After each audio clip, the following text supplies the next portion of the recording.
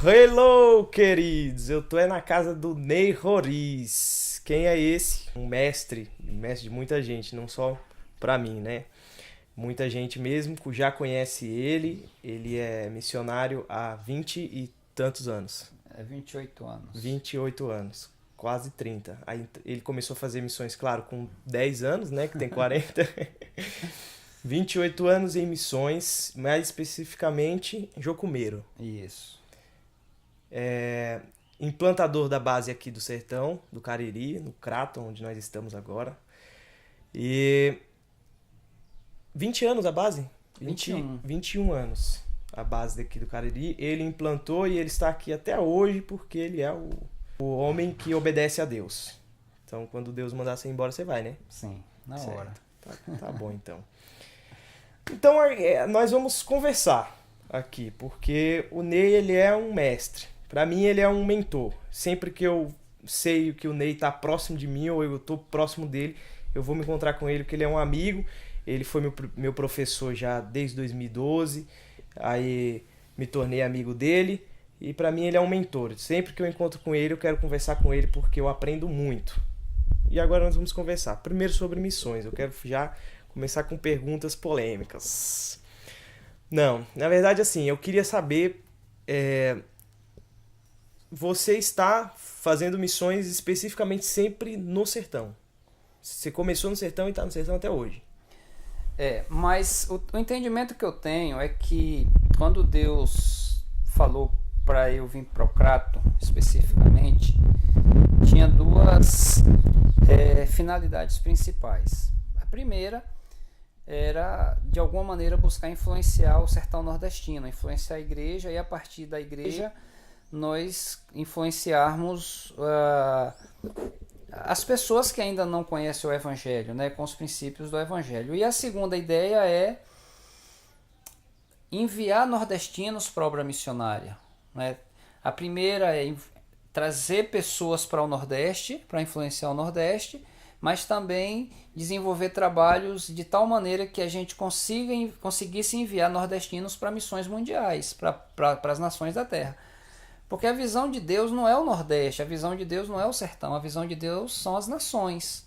É mundial, Então, né? nós temos que ter uma visão global, nunca uma visão limitada. E isso desceu um dia para o meu coração, e toda a focalização do meu trabalho, ela desenrola nessa ideia. Missões é influenciar o ambiente onde eu vivo, mas também, a partir do lugar que eu vivo, influenciar os povos da terra. Eu tenho a alegria de saber que muita gente que começou aqui a sua trajetória missionária aqui no Crato, hoje serve ao Senhor na África, na Ásia, em outras partes do mundo. Eu tenho muita gratidão a Deus por isso, é uma coisa que me impressiona muito, né? Saber que de uma pequena expressão que foi iniciada aqui há alguns anos atrás, por gente simples, por gente aparentemente incapaz, Deus tem usado isso para poder despertar, capacitar e enviar pessoas para as nações, né?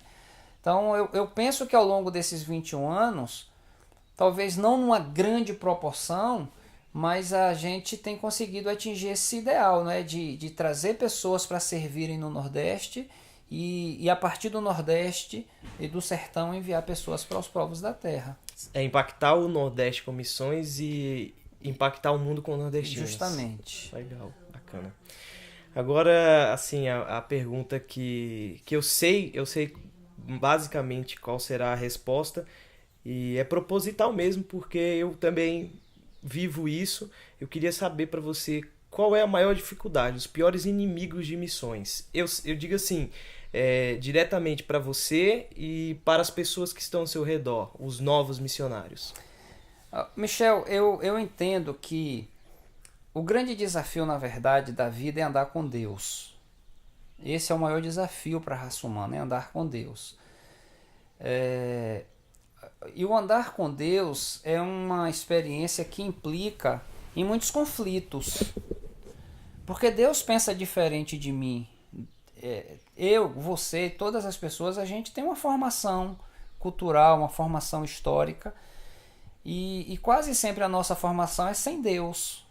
E quando nós nos aproximamos de Deus, penso que a iniciativa de Deus primeiro é mudar a nossa mentalidade e fazer com que Deus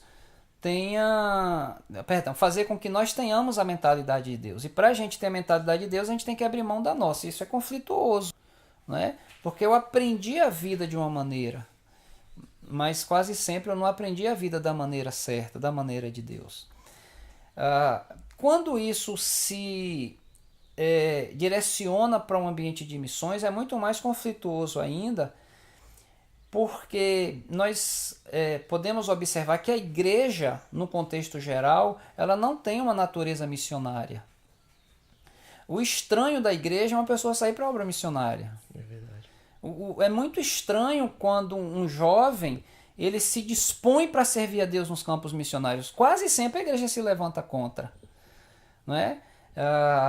Então, por quê? Porque ser missionário, na verdade, é uma coisa muito, muito, muito louca, né? É uma coisa que contraria a lógica. Na verdade, eu acho que a vida com Deus contraria a lógica humana. Mas a pior de todas as experiências para um crente é ele achar que ele corre o risco de ser chamado por Deus para missões. A maioria dos crentes tem medo disso. A maioria das pessoas morrem de medo de Deus chamar para missões. Por quê? Porque acha que vai passar privação. E as pessoas acham que vai passar privação porque um monte de missionário só conta a miséria. Dos missionários, né? Justamente. Assim, mais das antigas. Agora tá melhorando. Missionário conta muita choradeira no geral, né? Meu Deus, não sei nem onde é que isso vai passar. Mas missionário conta muita choradeira, conta muita miséria. Talvez com a motivação de querer constranger ou comover a igreja a dar dinheiro. É só o meu pensamento, né? Então, é muito complexo essa transição da vida convencional para a vida missionária. Para o indivíduo que está sendo chamado por Deus, é muito conflituoso. A gente ter que convencer a nossa família, a gente ter que convencer a nossa igreja. A própria igreja, né? Eu penso que, talvez até baseado na minha experiência pessoal e naquilo que eu ouço de muitas e muitas e muitas pessoas, os dois maiores inimigos da obra missionária, primeiro é pai e mãe. Pai e mãe não quer filho como missionário. Não por ser ruim, né? É porque eles acreditam que isso não é o natural do Eu digo porque ser humano. Eu sofri muita resistência na minha família para eu não obedecer o chamado de Deus. E eu observo que boa parte das pessoas que se dispõem a vir para Jucum encontra uma certa resistência na família. Os familiares não querem, sim. Pai e mãe não quer.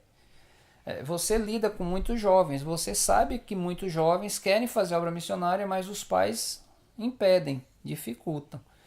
E penso que o segundo grande desafio ou inimigo, né, para a obra missionária são os pastores.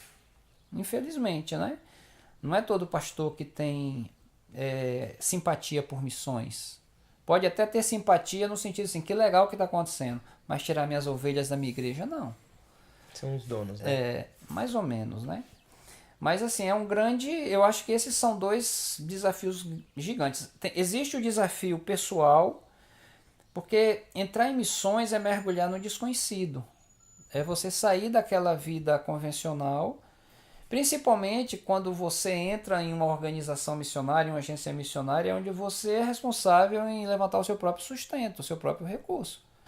Isso é uma loucura para as pessoas. Ninguém entende isso. Ninguém compreende.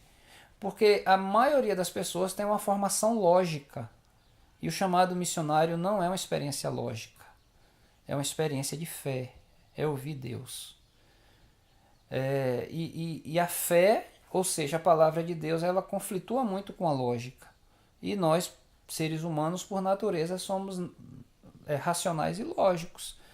Qualquer um de nós que pegar a palavra de Deus e tentar trazer para a lógica não obedece. Porque a palavra de Deus, ela difere da lógica humana.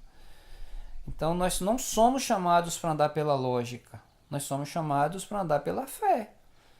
Um dia Deus me chamou para a obra missionária. Um dia Deus mandou eu sair da minha terra e da minha parentela. E você não tem culpa disso, né? Não, eu não escolhi, Deus mandou. Eu só tinha duas opções: obedecia ou desobedecia. Eu escolhi obedecer. As pessoas me aplaudiram? Não. E tem determinados ambientes, cara, que se você não tiver cuidado, você sente vergonha de ser missionário. Porque você é visto como uma subclasse de cristão. Né? Se você não tem uma nítida noção da nobreza do chamado, né, e de que você está construindo algo com Deus, e se você se deixa levar pelo ambiente de igreja ou de pessoas que nunca viveram esse tipo de experiência, você desiste do chamado e da vocação. Então, eu acho que esses são desafios contínuos na vida de um missionário. É a incompreensão da igreja, a incompreensão da família, do senso comum em si, né? Do senso comum, essa coisa de que, por exemplo, né, eu faço parte de uma agência interdenominacional, então as pessoas são muito, num contexto geral, muito fechadas nos seus próprios mundinhos, então acha que o reino de Deus é a igreja A, a igreja B ou a igreja C, e o reino de Deus não é a igreja A, a igreja C, a igreja B, o reino de Deus é o reino de Deus. O reino de Deus é maior do que a minha igreja, ele é maior do que a minha denominação. O reino de Deus não cabe dentro de uma denominação, ele é infinitamente maior. Então, pode ser que aquele irmão daquela denominação não reconheça o trabalho que eu faço, porque não é para a denominação dele. Porque o reino de Deus é a denominação dele. E não é.